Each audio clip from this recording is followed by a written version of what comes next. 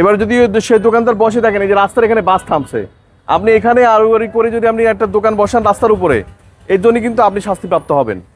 কোনোভাবে তাকে বসতে দিবেন না। আপনার কেনা বেচা তো হয় না, আপনি কেন বসতে দিচ্ছেন তাকে? আচ্ছা যাই হোক, এবার আমাকে বলেন তরমুজ কত করে কেজি কিনছেন? কোথা থেকে? হ্যাঁ, টেবনে থেকে। দেখি কত করে কিনছেন। টেবনে বাজারে যাওয়া দরকার।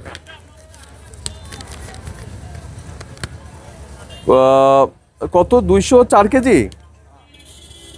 209 গুণ 2600, আমার বুঝান এটা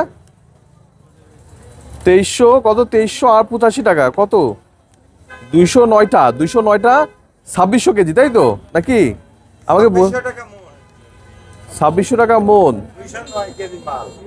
209 কেজি মাল, 2600 টাকা মন। আর তাহলে এখানে মোট কত?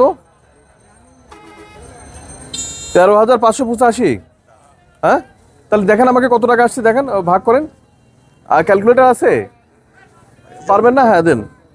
1385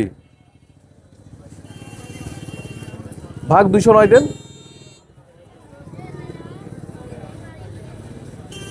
24, ওই 62 টাকা পড়ছে, 65 টাকা পড়েনি তো।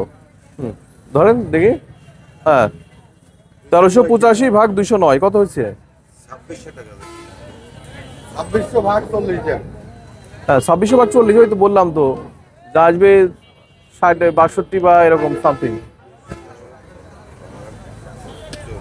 কত আসছে? 65 আসছে। এই কিনছেন কার কাছ থেকে? 7 স্টার ফল। দেখি ছবি তুলেন তো, এটা ওর উপর দিয়ে ছবি তোলা যায়। 7 স্টার ফলকে আমরা ধরবো, সে এত টাকা কিভাবে এটা দিয়ে পারছেন? আচ্ছা, আর কি রাখেন এখানে? আর মূল্য তালিকা দেননি কেন? মানুষ তো তরমুজ খাবে, মূল্য তালিকা